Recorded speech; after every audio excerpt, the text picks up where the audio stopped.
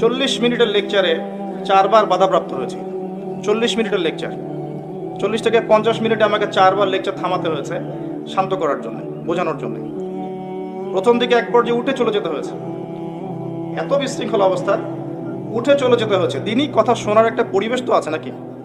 একটা পরিবেশ না দিতে পারলে বক্তা কথা বলতেও পারবে না, শ্রোতাও কথা শুনতে পারবে না। আর সবাই তো এক নিয়াতে আসে না, এখানে মুখলেস ভাবে অসংখ্য মানুষ এসেছে। এই মজলিসে মুখলেস ভাবে আল্লাহর দ্বীনের কথা শুনবো, জানবো, আমল করব, যেমনটা আমাদের সভাপতি সাহেব একটু আগে বলেছেন। শুনবো, জানবো, নিজে আমল করব, পরিবারকে গঠন করব, মানুষের মধ্যে দাওয়াত দিব। এরকম চিন্তাতে তো অনেক মানুষ এসেছে, এখানে আসে নাই? তাদের হক নাই? যদি আমি 1 ঘন্টা কথা বলি, এক একটা সেকেন্ড তাদের হক না? এবং এক একটা মিনিট আমার আমানত না? একটা মিনিট যদি নষ্ট করে কেউ, সে কি আমানতের খেয়ানত করে নাই? সে যদি এখানে বসে 1 ঘন্টার লেকচারে আধা ঘন্টা গাল গল্প করে, কেচ্ছা কাহিনী বলে, সে কি মাহফিলের হক নষ্ট করেনি? উপস্থিত শ্রোতাদের মধ্যে যদি কেউ আধা ঘন্টা ধরে বিশৃঙ্খলা করে, তারা কি মাহফিলের হক নষ্ট করছে না? এই বিষয়গুলোকে আমরা বুঝবো না? বক্তা বা আলেমদের গায়রত থাকে, তারা ব্যক্তিত্বমূলক মানুষ হয়ে থাকেন। যখন আল্লাহ এবং তার রাসূলের কথা আলোচনা হবে, তখন সেখানে বিশৃঙ্খলা করা জায়েজ নাই, বরং উঁচু স্বরে কথা বলাও তো জায়েজ নাই। আপনারা সূরা হুজুরাত পড়ে দেখেন। এরপরে 4-5 বার বাধা পাওয়ার পরে একটা আয়াত বলতে বাধ্য হয়েছিলাম, যে আয়াতটা আমি অনেক জায়গাতেই বলি। আয়াতটা হচ্ছে, কিছু মানুষ আছে যাদের ব্যাপারে আল্লাহ পাক সূরা কোরআনুল কারীমে সূরা আরাফের 179 নম্বর আয়াতে বলেছেন, লাহুম কুলুবুন লা ইয়াফকাহুনা বিহা। অর্থ ওলামায়ে কেরাম সবাই তুলতে পারবেন। লাহুম কুলুবুন লা ইয়াফকাহুনা বিহা, কলব দিয়েছি, আল্লাহ বলছেন কলব দিয়েছি, উপলব্ধিই করে না, বোঝারই চেষ্টা করে না। ওয়ালাহুম আযানুন লা ইয়াসমাউনা বিহা, কান দিয়েছি, শোনেই না। ওয়ালাহুম আ'য়ুনুন লা ইউবসিরুনা বিহা, চোখ দিয়েছি, দেখে না। উলাইকা কাল আনআম বাল হুম আদাল, এরা হচ্ছে জীবজন্তুর মতো, বাল হুম আদাল, বরং তার চেয়েও নিকৃষ্ট। ওয়া উলাইকা হুমুল গাফিলুন, এরা হচ্ছে গাফিল সম্প্রদায়।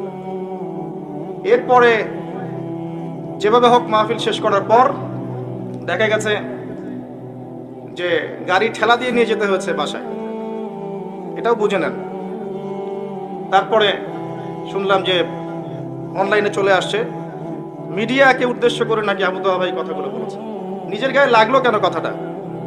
এটা তো খাস না, এটা তো আমভাবে আয়াতটা তেলাওয়াত করা হয়েছে, আমভাবে একটা আয়াত তেলাওয়াত করা হয়েছে অর্থসহ, তাহলে নিজের গায়ে লাগছে কেন? সমস্যা কোথায়? ব্যক্তিগতভাবে পার্সোনাল নিলেন কেন? এটা তো আমভাবে বলা হয়েছে। ঘটনা, একটা ঘটনার আগে পিছে ডানে বামে না জেনেই আবার দেখলাম কিছু কিছু মানুষ আলেম, মাশাআল্লাহ, তারাও এগুলোর পক্ষে সাফাই গাচ্ছে।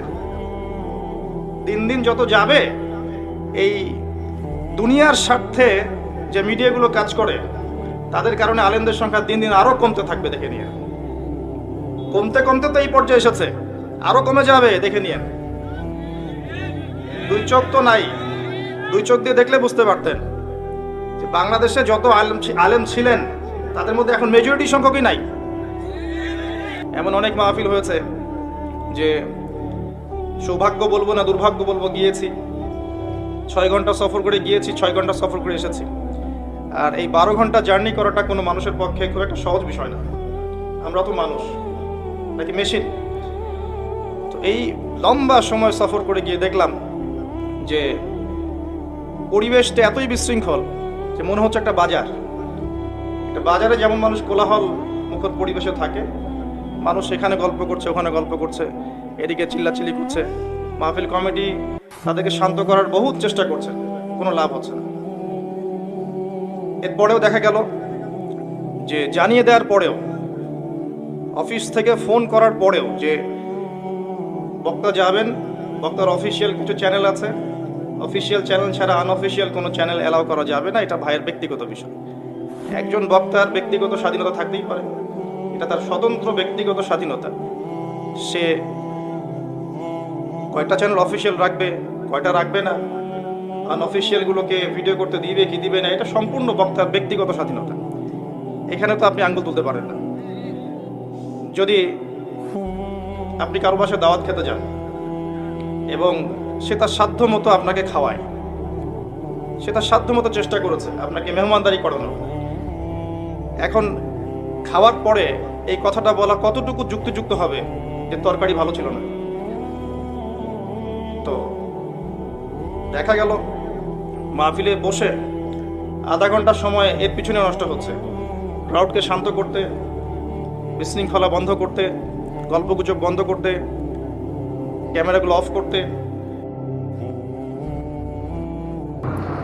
এবং আজ হোক আর কাল হোক আমরা যদি নাও করতে পারি, আমাদের পরবর্তী প্রজন্ম যেন উম্মাকে ঐক্যবদ্ধ করতে পারে, আল্লাহ পাক সে তৌফিক দান করুন, আল্লাহুম্মা আমিন। দাওয়াতটা হবে লিবারেল, একটা প্ল্যাটফর্ম কেন্দ্রিক, যেখানে সমস্ত মাযহাবের ভাই, মানহাজের ভাই, তরিকার ভাইরা আসবে, বসবে, একে অপরের সাথে সালাম বিনিময় করবে। এটাই সালাফিদের মানহাজ, এটাই রিয়েল সালাফিদের মানহাজ ছিল। আরেকটা কাজ আমরা করিনি, সেটা হচ্ছে কোরআন এবং সুন্নাহর যে আইন শাসনগুলো আছে, হুকুমগুলা, হুদুদ, কেসাস, এগুলোকে আমরা বাস্তবায়ন করি নাই। এটা ছিল 6 নম্বর কাজ, যেটা আমাদের করা উচিত ছিল। আমাদেরকে দাজ্জালের সভ্যতা বুঝিয়েছে যে কোরআন এবং সুন্নাহর আইন, হুদুদ, কেসাস, এগুলোকে শরিয়া ল, এগুলো বাস্তবায়ন করে তারাই যারা ব্যাকডেটেড, যারা সেকেলে, যারা মৌলবাদী। আধুনিক মানুষটা এটা করে না, আধুনিক মানুষটা এটা করতে পারে না। যেমন একটা বিষয় প্রচলিত আছে সমাজে যে কোনো সভ্য পুরুষ দুটো বিয়ে করতে পারে না। আমাদের সমাজে এটা প্রচলিত আছে না? একজন ভালো চরিত্রের পরিশুদ্ধ পুরুষ কখন 2টা বিয়ে করতে পারে না। যে 2টো বিয়ে করছে নিশ্চয়ই চরিত্রের মধ্যে কোনো ত্রুটি আছে, নাউযু বিল্লাহি মিন যালিক। এরকমই তারা বুঝিয়েছে, যারা এই যুগে কোরআন এবং সুন্নাহর শরিয়া ল নিয়ে কথা বলছে, তারা সেকেলে মানুষ, তারা মৌলবাদী, তারা ব্যাকডেটেড, বা তারা জঙ্গি, বা তারা সন্ত্রাসী ইত্যাদি। এই কথাগুলো যারা বলছে, ঈমান তাদের কেটে গেছে অনেক আগেই। আল্লাহ রাব্বুল আলামিন কোরআন এবং সুন্নাহর মৌলিক বার্তা দিয়েছেন যে ওয়ামান লাম ইয়াহকুম বিমা আনজালাল্লাহু ফাউলাইকা হুমুল কাফিরুন। সূরা মাইদা আয়াত নাম্বার 44, 45, 47 পড়ে দেখবেন। আল্লাহ পাক বলেছেন, যে ব্যক্তি বা যে সম্প্রদায় বা যে জাতি বা যে গোষ্ঠী, যে কেউ আল্লাহর আইন এবং বিধান দ্বারা শাসন পরিচালনা করে না, তারা কাফের। ফাউলাইকা হুমুল ফাসিকুন, তারা ফাসিক। ফাউলাইকা হুমুজ জালিমুন, তারা জালেম। 3টাই বলেছেন আল্লাহ পাক। সূরা মাইদা পড়েন 44, 45, 47 নম্বর আয়াত। আল্লাহ পাক বলেছেন, যারা আল্লাহর বিধান দিয়ে শাসন কার্য, বিচার ফয়সালা করে না, তারা কাফের, তারা জালিম, তারা ফাসিক। 3টাই। এখানে আসলে ক্লাসিফিকেশনের কিছু নাই যে কাফের হলে এক হুকুম, ফাসিক হলে আরেক হুকুম, জালেম হলে আরেক হুকুম। 3 জনের পরিণতি সেম, জাহান্নাম। জাহান্নামে কাফেরও যাবে, ফাসিকও যাবে, জালেমও যাবে। এই 6 নম্বর কাজটা আমরা করতে পারি নাই। যারা এর পক্ষে কথা বলছে তাদেরকে এখন বিতর্কিত করে ফেলা হচ্ছে। কিন্তু ইনশাআল্লাহ তাআলা আমরা কথা বলি আর নাই বলি, আর এখন যারা আছেন তারা এটা বাস্তবায়ন করুক বা নাই করুক, আগামী অল্প সময়ের মধ্যেই পুরো বিশ্বের প্যাটার্নটা চেঞ্জ হয়ে যাবে ইনশাআল্লাহ। এবং অচিরেই জেরুজালেম থেকে ইসলামী খিলাফা আবারও বাস্তবায়ন হতে যাচ্ছে ইনশাআল্লাহু আযজা ওয়া জাল।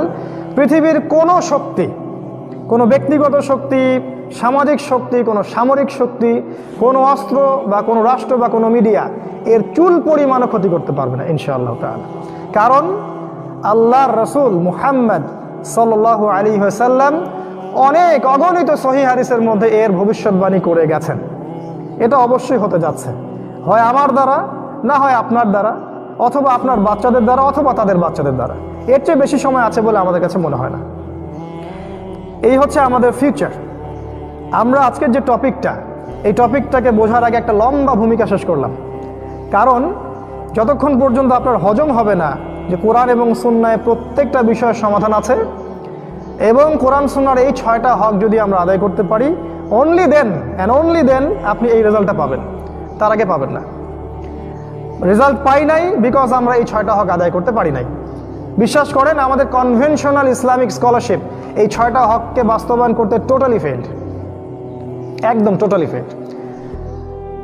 একজন জেনারেল শিক্ষিত যুবক যে মাশাআল্লাহ জেনারেল লাইনে 20 বছর 30 বছর পড়াশোনা করেছেন, হতে পারে একটা ভুল ট্র্যাকে, একটা সময় তাকে আল্লাহ পাক হেদায়েত দিয়েছেন, সে ইসলামের দিকে এসেছে। এরপরে যখন সে বিশ্বের সাথে ইসলামকে মেলাচ্ছে, তার কাছে মনে হচ্ছে ইসলামের সব সমাধান নাই। আসলেই তার কাছে মনে হচ্ছে যে ইসলাম তো অর্থনীতিকে ডিল করতে পারছে না, ইসলাম দিয়ে তো পলিটিক্সকে ডিল করা যাচ্ছে না, ইসলাম দিয়ে তো বর্তমান এই যে পশ্চিমা সভ্যতার আগ্রাসন, এটাকে রোধ করা যাচ্ছে না। মিডিয়া যেভাবে ইসলামকে আক্রমণ করছে কোরআন সুন্নাহ দিয়ে, এটাকে রোধ করা যাচ্ছে না। তার কাছে কিন্তু এটা মনে হচ্ছে এবং সে উত্তর খোঁজার জন্য বিভিন্ন আলেমের কাছে যাচ্ছে। কোনো আলেম তাকে স্যাটিসফাই করতে পারছে না, কোনো আলেম তাকে স্যাটিসফাই করতে পারছে না, ইল্লা মাশাআল্লাহ দুই একজন আলেমের কথা বাদ দিলাম। এই যদি হয় প্রেক্ষাপট, তার মানে আমরা কোরআন সুন্নাহর সেই হকগুলো বাস্তবায়ন করতে পারি নাই, ব্যর্থ, টোটালি ফেইল্ড। তার মানে আমাদের দারুল উলুম যেগুলো আছে এবং যেগুলো আমাদের ইসলামিক এডুকেশন সিস্টেমটা আছে, এখানে অনেক কিছু কাজ করার বাকি আছে। এখানে অনেকগুলো সাবজেক্ট ইনক্লুড করা উচিত ছিল। ফর এক্সাম্পল হিস্ট্রি, ইসলামের ইতিহাস আপনি কয়টা মাদ্রাসায় পাচ্ছেন? ইকোনমিক্স, ইসলামিক ইকোনমিক্স আপনি কয়টা মাদ্রাসায় পড়ছেন? আমাকে অ্যান্সার দেন। ইসলামিক জিওপলিটিক্স কয়টা মাদ্রাসায় পড়ানো হচ্ছে বলেন? ইসলামিক ফিলোসফিও আছে, এটা কয়টা মাদ্রাসায় পড়ানো হয়? বরং এই ইসলামিক ফিলোসফি আমরা জেনারেল লাইনে পড়ে আসছি। আশ্চর্যের ব্যাপার। দেখেন আখিরুজ্জামান, শেষ জামানার জ্ঞান কয়টা মাদ্রাসায় পড়ানো হচ্ছে বলেন? সবচেয়ে ডেঞ্জার জামানা শেষ জামানা, এবং এই জামানার সবচেয়ে বড় ফিতনার নাম মাসিহুদ দাজ্জাল। আমাকে বলেন কয়টা মাদ্রাসায়, কয়টা মসজিদে বা কয়টা জুমার খুতবায় এই দাজ্জালকে কেন্দ্র করে কথা বলা হচ্ছে, যাকে নবী সাল্লাল্লাহু আলাইহি ওয়াসাল্লাম বলেছেন এর চেয়ে বড় কোনো ফিতনা পৃথিবীর হিস্ট্রিতে কখনো আসে নাই। সবচেয়ে বড় ফিতনা নিয়ে আমরা কয়জন পড়াশোনা করছি? কয়টা মাদ্রাসা একটা আলাদা সাবজেক্ট আছে আখিরুজ্জামান বা দাজ্জাল? নাই। এই যে নাই, এটাই দাজ্জালের একটা ট্র্যাপ। এবং দাজ্জাল তার ফলোয়ারদেরকে দিয়ে এডুকেশন সিস্টেমটাকে করাপ্টেড করে ফেলেছে, যাতে আপনি সারা জীবন পড়বেন একটা জিনিস, কিন্তু মনে হবে যে আপনি অনেক জ্ঞান অর্জন করেছেন, দিন শেষে at the end of the day আপনার আসলে বেইজে কিছুই নাই। ওই বেইজ দিয়ে আপনি এই ওয়ার্ল্ডকে চ্যালেঞ্জ করতে পারছেন না। আর যারা টুকটাক চ্যালেঞ্জ করার চেষ্টা করছেন তাদেরকে আবার আপনারাই, ঘরের মানুষরাই বিতর্কিত করছেন। আপনাদের উচিত ছিল তাদেরকে আরও সাপোর্ট দেয়া, তাদের কোনো ভুল হলে সংশোধন করে দেয়া বা পার্সোনালি তাকে নসিহা করা। সেটা না করে আপনারা পাবলিকলি তাদেরকে পচানোর চেষ্টা করছেন, যখন যুবকরা তাদের কথা শুনছে, যুবতীরা ওদের কথা শুনছে এবং অনেক বিজ্ঞ মানুষরা তাদের কথা শুনছে। আমরা দোয়া করি আল্লাহর কাছে, আল্লাহ পাক এই ক্রিটিক্যাল সিচুয়েশন থেকে আমাদেরকে বেরিয়ে আসার তৌফিক দান করুন, আল্লাহুম্মা আমিন। বিগত 100 বছরে এই বিংশ শতাব্দীর যে রহস্যজনক পরিবর্তন, এই পরিবর্তনের জন্য আমি আপনার সামনে আজকে 10টা পয়েন্ট লিখে নিয়ে আসছি। আমি যদি আসলে একটু সততার সাথে শ্রম দিতাম তাহলে হয়তো আমি আরও 10টা পয়েন্ট লিখতে পারতাম। এখানে আমার ব্যর্থতা, আমি আমার জ্ঞানের স্বল্পতা এবং আমার দুনিয়াবি ফিতনা এবং আমার ব্যর্থতার কারণেই আমি আরও 10টা পয়েন্ট লিখতে পারিনি। ইনশাআল্লাহ আজকে 10টা পয়েন্ট বলছি, আগামী দিন ইনশাআল্লাহ, আগামীতে কোনো সময় ইনশাআল্লাহ আরও ডিটেলস আলোচনা করা যাবে ইনশাআল্লাহ। আমি মেজর 10টা পয়েন্ট আপনাকে বলবো আজকে। এই 10টা পয়েন্ট হচ্ছে যে বিগত 100 বছরে এই বিশ্বের আমূল যে পরিবর্তন, যেটা ইতিহাসে আদম আলাইহিস সালাম থেকে শুরু করে এই আজকের 2021 সাল পর্যন্ত ছিল না, বা আমরা বলতে পারি আদম আলাইহিস সালাম থেকে শুরু করে 1900 সাল পর্যন্ত ছিল না। আমি লাস্ট 100 বছরের কথা বলছি। তার আগে আপনাদেরকে বলে দিই যে রাসূলুল্লাহ সাল্লাল্লাহু আলাইহি ওয়াসাল্লাম তার সহিহ হাদিসগুলোর মধ্যে অসংখ্য হাজার হাজার সাইন, আলামত, নিদর্শনগুলো বর্ণনা করে গেছেন যে পৃথিবী যখন শেষ সময়ের দিকে চলে আসবে তখন পৃথিবীতে কি কি ঘটনাগুলো ঘটবে। আমি রিকোয়েস্ট করব এখানে যারা আছেন ইন্টেলেকচুয়াল অডিয়েন্স, তাদেরকে কোরআন এবং সুন্নাহ থেকে আখিরুজ্জামান, শেষ জামানা, কিয়ামতের আলামত, আলামাতুস সাআ, এই চ্যাপ্টারগুলোকে ভালো করে পড়বেন। আপনি নিজেই বুঝতে পারবেন যে বিগত 100 বছরে বিশ্বে কত কত নতুন সব আলামতের জন্ম নিয়েছে, যেটা 100 বছর আগে ছিল না। এইগুলো নিয়ে আলাদা বই লেখা সম্ভব। আমি খুব মেজর কয়েকটা 10টা পয়েন্ট বলছি যে আমরা বিগত 100 বছর ধরে এই বিশ্বের রহস্যজনক কিছু পরিবর্তন দেখছি, যেটা হিস্ট্রিতে কখনো ছিল না। নাম্বার 1, সেটা হচ্ছে ইসলামিক খিলাফা এর ধ্বংস। ইসলামিক খেলাফা এর মানে গ্লোবালি ধ্বংস, বৈশ্বিকভাবে ইসলামিক খেলাফত ডিস্ট্রয়েড নাই। এটা প্রথম জিনিস। তাহলে আপনাকে বুঝতে হবে খেলাফা কি জিনিস। খেলাফা হচ্ছে এমন একটা স্টেট, এমন একটা নেশন যেখানে আল্লাহ রাব্বুল আলামিনের যে ওহির বিধান, সেই বিধান অনুযায়ী সমাজ এবং দেশ পরিচালিত হয়। এর নাম খিলাফা স্টেট। আবার বলছি, একটা স্টেট বা একটা রাষ্ট্র যে রাষ্ট্রের মধ্যে শুধুমাত্র আল্লাহ এবং তার রাসূলের ওহীর যে বিধান কোরআন এবং সুন্নাহ, এই কোরআন এবং সুন্নাহর বিধান দিয়ে রাষ্ট্র পরিচালিত হয়, এর নাম ইসলামিক স্টেট বা হচ্ছে খেলাফা স্টেট। আর এই খেলাফা স্টেট ইসলামই প্রথম দেয়নি। এই খেলাফা স্টেট দাউদ আলাইহিস সালামের সময়ও ছিল, সুলাইমান আলাইহিস সালামের সময়ও ছিল। এটা ইসলাম মুহাম্মদ সাল্লাল্লাহু আলাইহি ওয়াসাল্লাম নতুন করে দিয়ে যাননি, ভুল। সূরা সাদ পড়ে দেখেন, সূরা সাদে আল্লাহ পাক দাউদ আলাইহিস সালামকে বলছেন, হে দাউদ, ইন্না জাআলনাকা খলিফাতান ফিল আরদ, নিশ্চয়ই আমি তোমাকে পৃথিবীতে খলিফা করেছি, লিতাহকুমা বাইনান নাস, যাতে করে আপনি মানুষের মধ্যে বিচার ফয়সালা করতে পারেন। কিসের ভিত্তিতে বিচার ফয়সালা? আল্লাহর ওহীর ভিত্তিতে, আল্লাহর দেয়া বিধানের ভিত্তিতে। আর যদি আপনি সেটা না করেন তাহলে আপনি জালেমদের অন্তর্ভুক্ত হয়ে যাবেন, এবং আল্লাহ পাক জালেমদেরকে কখনো হেদায়েত করেন না। সূরা সাদের মধ্যে পড়বেন, সেম কথা আছে কিন্তু সূরা বাকারার মধ্যেও, যে আমি হেদায়েতের জন্যে আমার হেদায়েত এবং বাণী প্রেরণ করলাম, যারা এই বাণী মেনে চলবে আল্লাহ পাক তাদেরকে জান্নাত দান করবেন, আর যারা এর সাথে কুফরি করবে আল্লাহ পাক ওদেরকে চিরস্থায়ী জাহান্নামে দিবেন। এই খিলাফার কনসেপ্ট আমরা প্রথম বলি নাই। দাউদ আলাইহিস সালামের সময় ওই জেরুজালেম, এখনকার জেরুজালেম, সেখান থেকেই কিন্তু তিনি ইসলামিক স্টেট কায়েম করেছিলেন, এবং তিনি ছিলেন সেই স্টেটের রাজা বা নবী বা খলিফা, যেটাই বলেন আপনি, যে ভার্সনেই বলেন। তিনি সেখান থেকে ইসলামিক খেলাফা বাস্তবায়ন করেছিলেন, এবং তারপরে তার সন্তান সুলাইমান আলাইহিস সালামের সময় সেই খেলাফা আরও ব্যাপক বিস্তৃত লাভ করেছিল। এবং আল্লাহ পাক বলেছেন, সুলাইমান আলাইহিস সালামকে আল্লাহ পাক এমন ক্ষমতা দিয়েছিলেন, তিনি পাখির ভাষা বুঝতেন, তিনি জিন জাতিকে অনুগত করেছিলেন, পাহাড় পর্বত অন্য প্রকৃতিও তার অনুগত ছিল, অসংখ্য সেনাবাহিনী তার কাছে ছিল, তার সিংহাসন ছিল যেটা ফ্লাই করতে পারতো অনেক দূর পর্যন্ত। এখনকার যে সভ্যতা নিয়ে আমরা গর্ব করি, সুলাইমান আলাইহিস সালামের সেই সভ্যতার সামনে এটা কিছুই না, কিছুই না, একদম কিছুই না। সেই সুলাইমান আলাইহিস সালাম জেরুজালেম থেকে খেলাফা কায়েম করেছিলেন। তো এই খেলাফা স্টেটের ধারণাটা আমরা প্রথম দেই নাই, এই ধারণাটা দেওয়া হয়েছে কোরআনে এবং সুন্নায়, অনেক আগে থেকে এই পৃথিবীতে এটা কায়েম ছিল। লাস্ট আমরা দেখলাম মুহাম্মদ সাল্লাল্লাহু আলাইহি ওয়াসাল্লাম মদিনায় ইসলামিক খেলাফা কায়েম করলেন, এবং সেখান থেকে তিনি ইসলামিক হুকুমত সারা আরব বিশ্বে ছড়িয়ে দিলেন। আমরা দেখি আবু বকর সিদ্দিক রাদিয়াল্লাহু আনহুর সময় তখন ইসলামী খেলাফা, উমর রাদিয়াল্লাহু আনহুর সময় আপনি দেখেন পুরো অর্ধ বিশ্ব জুড়ে ইসলামী খেলাফা, মানে পুরো অর্ধ বিশ্ব শাসিত হচ্ছে আল্লাহর বিধানে, মানুষের বিধানে নয়। শাসকরা আল্লাহকে সন্তুষ্ট করার জন্য বিধান পরিচালনা করছেন, মানুষকে সন্তুষ্ট করার জন্য নয়। এখানে সার্বভৌম ক্ষমতার উৎস আল্লাহ, মানুষ নন। এখানে সত্য মিথ্যার মানদণ্ড আল্লাহর ওহী, মানুষের মতামত নয়। এই হলো খিলাফা স্টেটের সাথে বর্তমান সেকুলার স্টেটের পার্থক্য, বেসিক পার্থক্য। যে সভরেন্টি, সার্বভৌমত্ব খিলাফা স্টেটে আল্লাহর হাতে থাকে, আর ডেমোক্রেটিক কান্ট্রিতে এবং সেকুলার কান্ট্রিতে এটা থাকে মানুষের হাতে।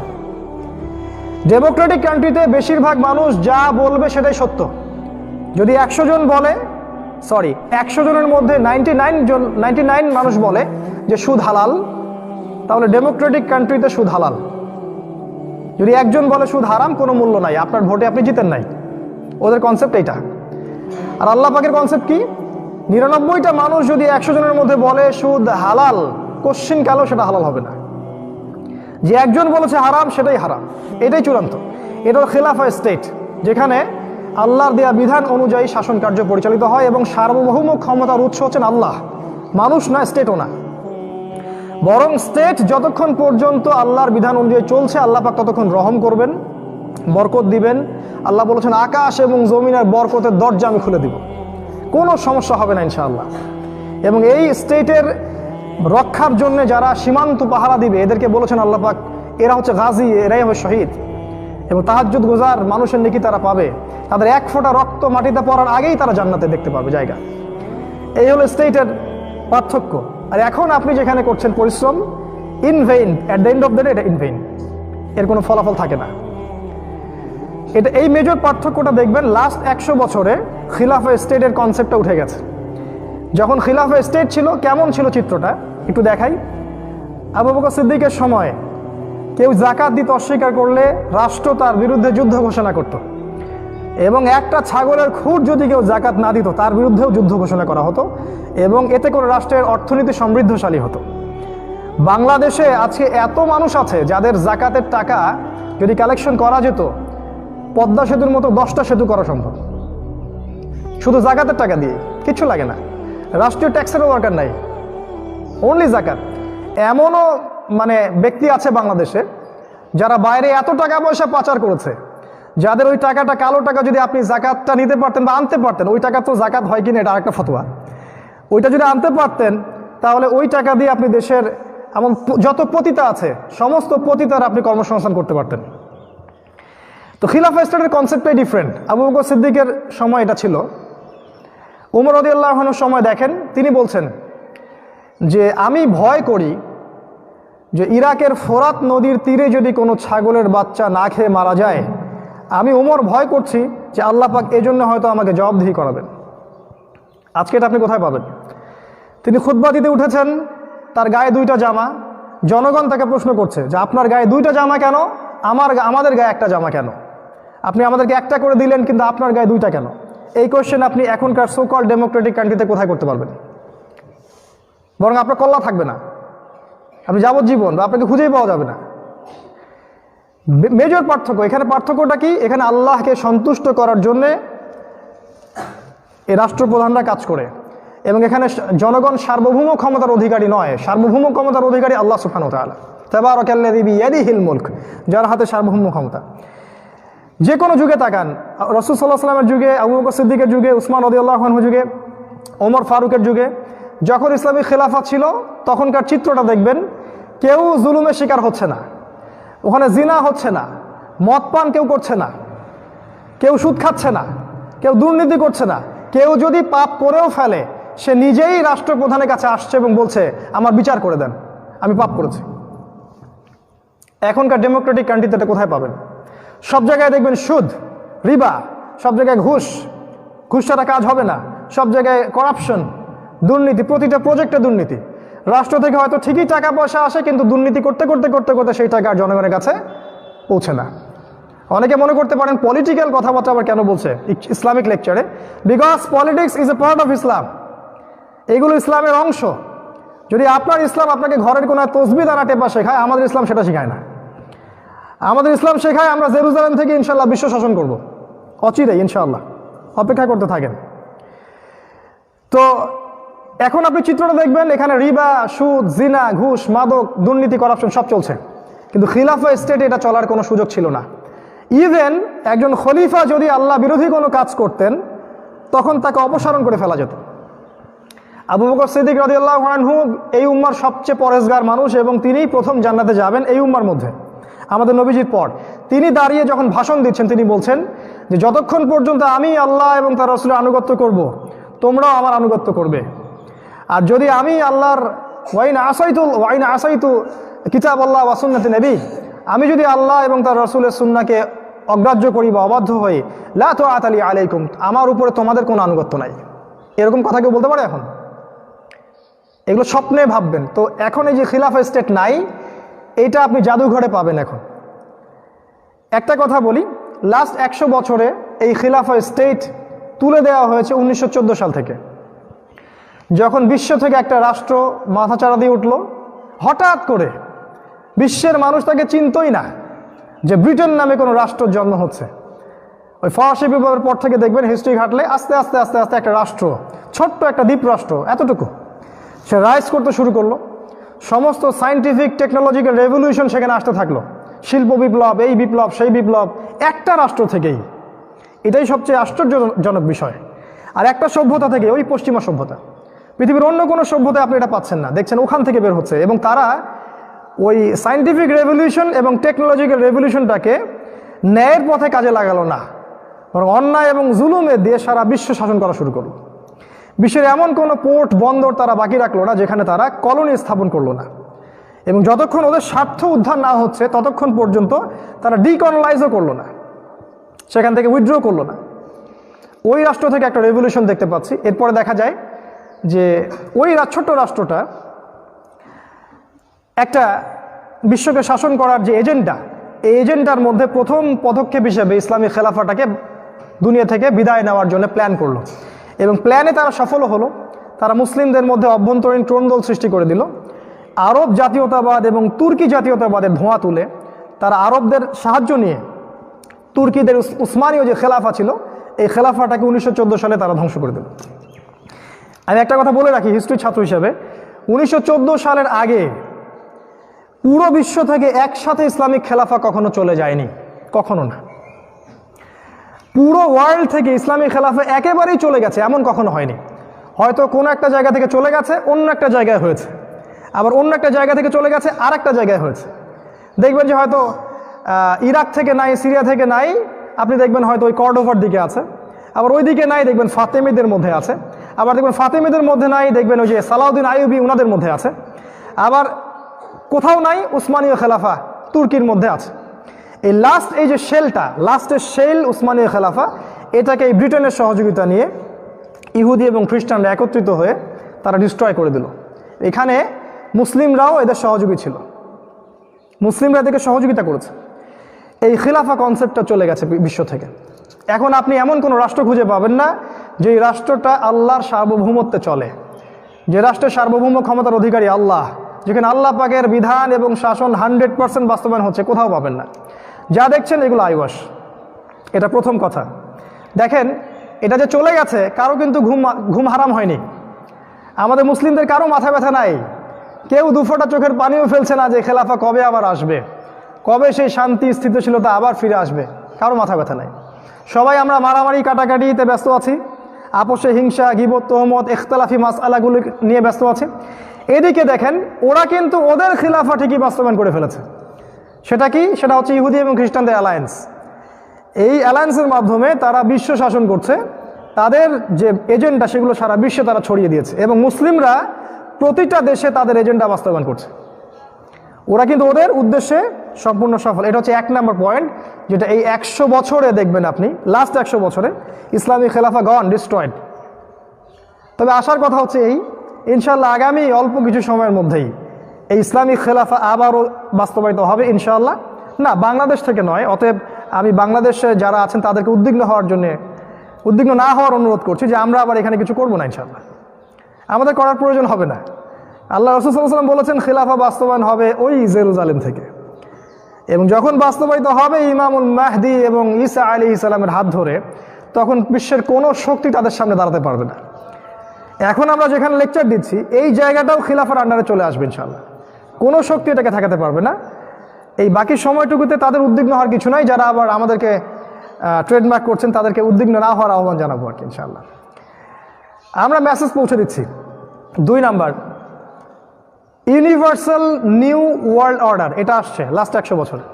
কিভাবে এটা আসছে? মূলত ইহুদি এবং খ্রিস্টানদের একটা ঐক্যজোটের মাধ্যমে, যাদেরকে আমরা বলি জায়নিস্ট মুভমেন্ট। আচ্ছা, এই মুভমেন্ট সম্পর্কে কি কোরআনে কিছু বলা আছে? আছে। আমি কিন্তু বলেছি প্রথমে একটা আয়াত, কোরআন প্রতিটা বিষয়ের ব্যাখ্যা। আল্লাহ পাক সূরা মাইদায় বলেছেন, আয়াতটা একটু শুনেন। আল্লাহ পাক সূরা মাইদায় বলেছেন, ইয়া আইয়ুহাল্লাযীনা আমানু, হে মুমিনগণ, লা তাত্তাখিযুল ইয়াহুদা ওয়ান নাসারা আউলিয়া, তোমরা ইহুদি এবং খ্রিস্টানদেরকে বন্ধুরূপে গ্রহণ করো না। কোন ইহুদি কোন খ্রিস্টানকে? আল্লাহ পাক বলছেন বা'দুহুম আউলিয়া ও বা'দ, যারা একে অপরের বন্ধু। ইহুদি এবং খ্রিস্টানদের মধ্যে যারা একে অপরের বন্ধু, তাদেরকে তোমরা বন্ধুরূপে গ্রহণ করো না। বিশ্বের দিকে তাকালে আপনি বুঝতে পারবেন বিশ্বের সব ইহুদি এবং সব খ্রিস্টান একে অপরের বন্ধু না। না, আমেরিকা এবং রাশিয়া পরস্পর বন্ধু নয়। আপনার কাছে বাহ্যিকভাবে মনে হচ্ছে যে আল কুফার মিল্লাতুন ওয়াহিদা, ইন্টারনালি কুলুবুহুম শাত্তা, ওদের হৃদয় আলাদা।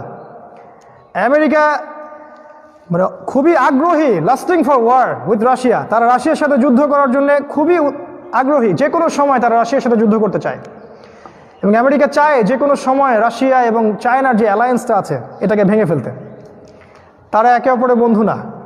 সামনের নিউক্লিয়ার ওয়ারটা মূলত এদের মধ্যেই হবে, পরের দিকে মুসলিমরা এখানে ইনভলভ হয়ে যাবে আর কি। আল্লাহ পাক এখানে বলেছেন ওই ইহুদি ওই খ্রিস্টানদেরকে বন্ধুরূপে গ্রহণ করো না যারা নিজেদের মধ্যে একে অপরের বন্ধু। এটাকে আমরা বলি জায়নিস্ট মুভমেন্ট। বিশ্বাস করেন 1897 সালের আগে বিশ্বে ইহুদি খ্রিস্টানদের মধ্যে কোনো ঐক্য জোটই ছিল না। সিরিয়াসলি বলছি, রাসূলুল্লাহ সাল্লাল্লাহু আলাইহি ওয়াসাল্লামের যুগে তাকিয়ে দেখেন, ওইখানে ইহুদি ছিল না, খ্রিস্টান ছিল, মুশরিক ছিল। ওখানে ইহুদি এবং খ্রিস্টানদের মধ্যে কোনো জোট ছিল না, বরং ওখানে ইহুদিদের সাথে মুশরিকদের জোট ছিল, খ্রিস্টানদের সাথে কোনো জোট ছিল না। আপনি খেলাফায়ে রাশিদার যুগে দেখবেন ইহুদি খ্রিস্টানদের কোনো জোট দেখতে পারবেন না। ইভেন আপনি উসমানীয় খেলাফার আগ পর্যন্ত দেখেন ইহুদি খ্রিস্টানদের মধ্যে কোনো জোট আপনি খুঁজে পাবেন না। এখন 1897 সালের পর থেকে আপনি দেখেন সারা বিশ্বে একটা এজেন্ডা কাজ করছে, একটা অ্যালায়েন্স, তাদের নাম জায়নিস্ট মুভমেন্ট, তাদের রিলিজিয়নের নামই হচ্ছে জায়নিজম, এবং তারা একে অপরের বন্ধু। এরা কারা? এদের মূল হোতা হচ্ছে ইসরায়েল, এবং ইসরায়েলের সাথে বন্ধুত্ব করেছে প্রথমে ব্রিটেন, তারপরে ওই পশ্চিমা সভ্যতার দেশগুলো, ফ্রান্স, ইতালি, আমাদের কানাডা, আমাদের জার্মানি। ব্রিটেনের পরে যখন ব্রিটেনের রোল শেষ তখন আমেরিকা।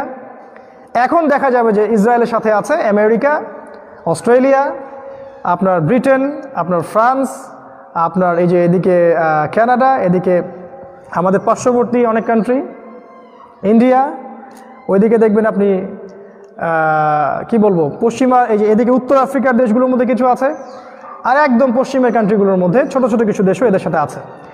এই অ্যালায়েন্সটা একসাথে কি করছে তাহলে? এই অ্যালায়েন্সটা যেটা করছে,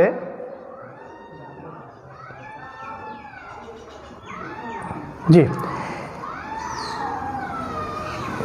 জি এই অ্যালায়েন্সটা যে কাজটা করছে সারা বিশ্বে, সেটা হচ্ছে তারা কিন্তু এই পুরো বিশ্বটাকে শাসন করতে চাচ্ছে। তারা ভালো করে খেয়াল করলে আপনি বুঝতে পারবেন, তারা ব্রিটেন এবং আমেরিকার সহযোগিতায় ইসরায়েল তাদের রাষ্ট্র থেকে সারা বিশ্বের ইকোনমিক্স, সারা বিশ্বের পলিটিক্স, সারা বিশ্বের মিডিয়া, প্রযুক্তি, অন্যান্য যে বিষয়গুলো আছে এগুলো নিয়ন্ত্রণ করছে। এবং নিয়ন্ত্রণ করে তারা বিশ্বের কল্যাণ করতে চাচ্ছে না, বরং তারা তাদের শাসন প্রতিষ্ঠা করতে চাচ্ছে। তাহলে প্রশ্ন উঠবে যে এটা তারা কার স্বার্থে করছে? উত্তর, আমাদের ব্যাখ্যা, এবং আমরা আমাদের ব্যাখ্যা আপনাকে মানতে বাধ্য করিনি, এটা আমাদের ব্যাখ্যা হচ্ছে তারা দাজ্জালের পক্ষ থেকে কাজটা করছে। কারণ আমরা জানি যে মাসিহুদ দাজ্জাল জেরুজালেম থেকে বের হবে এবং সেখান থেকে সে সারা বিশ্ব শাসন করবে। আমরা দেখতে পাচ্ছি এখান থেকেই এখন সারা বিশ্বের প্রতিটা বিষয় নিয়ন্ত্রণ করা হচ্ছে। এই অ্যালায়েন্সটা আপনি 100 বছর আগে খুঁজে পাবেন না। এই লাস্ট 100 বছরে এই অ্যালায়েন্সটা বিশ্বে কাজ করছে, এবং বিশ্বাস করেন পৃথিবীর এমন কোনো কান্ট্রি নাই এবং এমন কোনো সেক্টর নাই যেটা ওদের নখদর্পণে নাই। এই সায়েন্সের নামে বলেন, টেকনোলজির নামে বলেন, এই সেকুলার স্টেটের নামে বলেন, আপনার এই যে ডেমোক্রেসির নামে বলেন, বা মিডিয়া প্রযুক্তির নামে বলেন, যে কোনো কিছুর নামেই তারা ওদের এজেন্ডাগুলোকে বাস্তবায়ন করছে। এবং তারা পুরো বিশ্ব জুড়ে ওদের যে প্রোপাগান্ডা, এটাকে এতটা প্রতিষ্ঠিত করেছে যেটাকে আপনি এখন চাইলেও উড়িয়ে দিতে পারবেন না। তারা এতটাই শক্তিশালী। এর জন্য তারা মূলত দায়ী নয়, তাদের প্রতি ক্রেডিট দিচ্ছি না আমি, এখানে ডিসক্রেডিট হচ্ছে আমাদের মুসলিমদের। এটা 2 নম্বর পয়েন্ট। ভাববেন এটা নিয়ে, এই জায়নিস্ট মুভমেন্টটাকে নিয়ে ভাববেন, যেটা সারা বিশ্বে 100 বছর আগে ছিল না। লাস্ট 100 বছরে এটা এসেছে। কথাটা কেন বলছি জানেন বারবার? কারণ অনেকেই বলেন, যখন আমরা আখিরুজ্জামান নিয়ে কথা বলি তখন অনেকেই বলেন এই আলামতগুলো আগেও ছিল, এগুলো নতুন নয়। অতএব আগের যুগে যেগুলো চলে গেছে এই যুগে এটা চলে যাবে, এখনো 1000 বছর পড়ে আছে উম্মার, কোনো সমস্যা নাই। এটাকে আখিরুজ্জামান বলা ঠিক হবে না। ওদের জন্য আমি আজকে চোখে আঙ্গুল দিয়ে দেখাতে যাচ্ছি লাস্ট 100 বছরে এমন কি হয়েছে যেটা আগে হয়নি, কখনোই হয়নি। 1 নম্বর বলছি, খিলাফা কখনোই পুরোপুরি ইসলামী খেলাফা বিশ্ব থেকে উঠে যায়নি, পুরোপুরি উঠে যায়নি। এবং শুধু উঠেই যায়নি, ওর জায়গায় দেখবেন সেকুলার স্টেট কায়েম করা হয়েছে প্রতিটা জায়গায়। বিশ্বের প্রত্যেকটা আনাচে কানাচে secular state, Democratic state, communism, nationalism প্রতিষ্ঠা করা হয়েছে। এটা বিশ্বে কোনোদিনও হয়নি। 2 নম্বর যেটা বললাম, universal one world order, Zionist মুভমেন্টের মাধ্যমে সারা বিশ্বে ইউনিভার্সালি একটা ওয়ান ওয়ার্ল্ড অর্ডার করা হয়েছে। বিশ্বের এক জায়গায় কি হচ্ছে ওরা ওই কেন্দ্র থেকে মনিটর করে। এটা কখনো হয়নি। এবং আমরা ইনডাইরেক্টলি ওদের দাসে পরিণত হয়েছে, ইচ্ছায় হোক বা অনিচ্ছায় হোক, জ্ঞানে হোক বা অজ্ঞানে হোক, আমরা ওদের দাসে পরিণত হয়েছি। ওদের হুকুমের বাইরে কিছু করার অধিকার আমরা রাখছি না। 3 নাম্বার, ইউনাইটেড নেশনস বা জাতিসংঘ। বিশ্বে এইরকম ইহুদি, খ্রিস্টান এবং ইসলাম বিরোধী শক্তিদের এত বড় জোট কখনো হয়নি, কখনো না, নেভার, কোনোদিনও না।